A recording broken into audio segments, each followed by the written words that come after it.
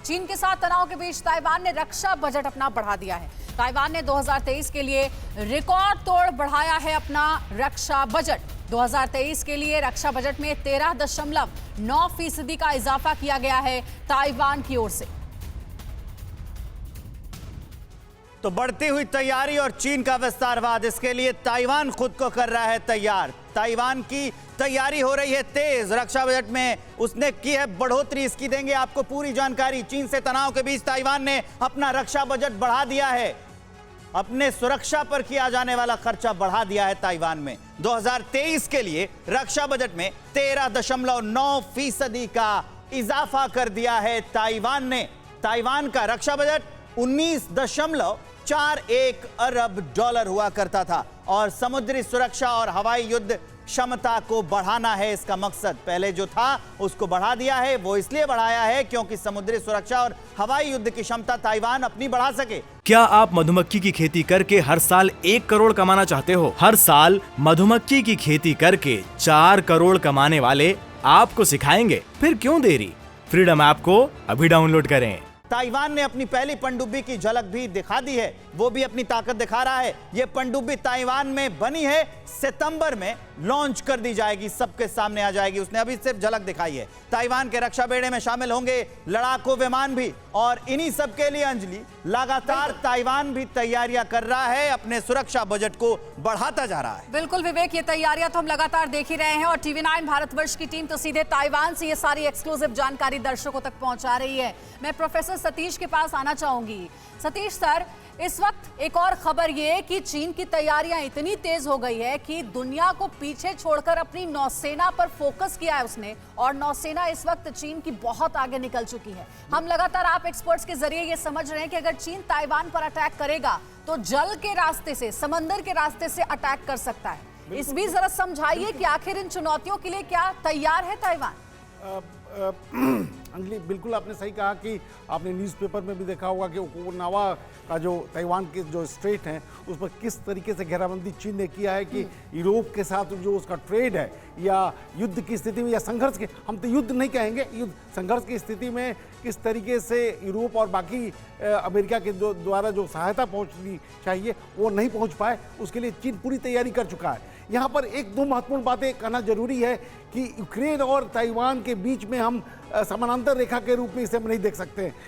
अगर युद्ध होता है तो ये मुमकिन है कि 184 घंटे भी ये युद्ध न चले, क्योंकि ताइवान और चीन के बीच में जो अंतर है वो सैकड़ों गुना ज़्यादा है। जो आपको यूक्रेन और रशिया के बीच में दिखाई दे रहा है वो चीज़ें ताइवान और चीन के बीच में नहीं होगी। लेकिन युद्ध इसलिए भी नहीं होगा क्योंकि ये अंदरूनी राजनीति का भी तकाजा है। क्या इस राजनीति को उकसा नहीं रहा है मंतोष जी यूएसए?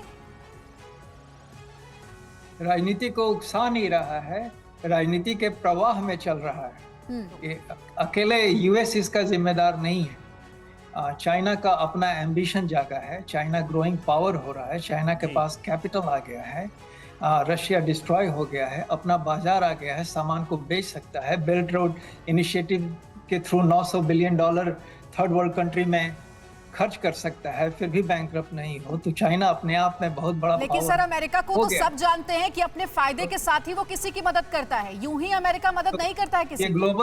ये ग्लोबल कंसंट्रेशन हो रहा है पावर का, उसी की यूएस तैयारी कर रहा है। तो अभी तक जो भी आप लोग बोल रहे हैं कि 13% बजट बढ़ गया है, ये लड़ाई चाइना और ताइवान की नहीं है। एग्जैक्टली 13% बढ़ भी गया तो क्या हुआ? 17 बिलियन का तो बजट ही उनका। तो इसके कंपैरिजन में चाइना का 230 बिलियन का बजट। देश भी तो छोटा है। यही सवाल लेके मैं चलता हूँ चीन से। हमारे साथ प्रसून शर्मा सर जुड़े हैं। प्रसून जी, एक बात बताइए कि ये जो रक्षा बजट ताइवान का बढ़ा है, इसको आप कैसे देखते हैं? ये ऐसे सुरक्षा के हिसाब से बढ़ाया गया अपना इजाफा है या फिर चीन के आक्रामकता को देखते हुए बढ़ाया गया है? इसके मिक्स फैक्टर हैं, जो दोनों फैक्टर जो आपने कहा, पर इससे लाभ यूएस वेपन मैन्युफैक्चरिंग कंपनीज को होगा। उससे बड़ी चीजें जो हो रही है, जो चाइना कर रहा है, असली युद्ध यूएस और चाइना के बीच में। अभी चाइना ने तकरीबन 23 लोन माफ किए 17 अफ्रीकन कंट्रीज के, और बेल्ट एंड रोड इनिशिएटिव को बढ़ा रहा है। तो ये बड़ा मुद्दा होना चाहिए। और उसमें भारत क्या कर रहा है? अभी भारत का जापान के साथ 2+2 सितंबर 8 में मीटिंग हो रही है, जिसमें फॉरेन मिनिस्टर और डिफेंस मिनिस्टर बात करेंगे आपस में दोनों देशों के, उस पे चीन की काफी नजर है।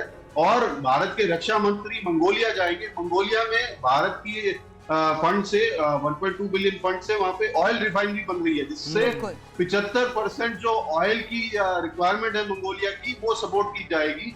तो ये ज्यादा बड़ी जो ट्रेड कॉन्फ्लिक्ट हो रही है यूएस और चाइना में और उनके एलाइज में, वो ज्यादा बड़ा कॉन्फ्लिक्ट एरिया है। और इस पर नजर भी रहती है सर, इस पर बिल्कुल नजर भी रहती है, क्योंकि अभी भी फिलहाल देखा ये जा रहा है कि जिन स्ट्रैटेजिक मूव के तहत इस वॉरफेयर जोन में एक बयान सामने आते हैं, वो भी बड़ी मैसेजिंग होती है। क्या आप मधुमक्खी की खेती करके हर साल 1 करोड़ कमाना चाहते हो? हर साल मधुमक्खी की खेती करके 4 करोड़ कमाने वाले आपको सिखाएंगे, फिर क्यों देरी? फ्रीडम ऐप को अभी डाउनलोड करें।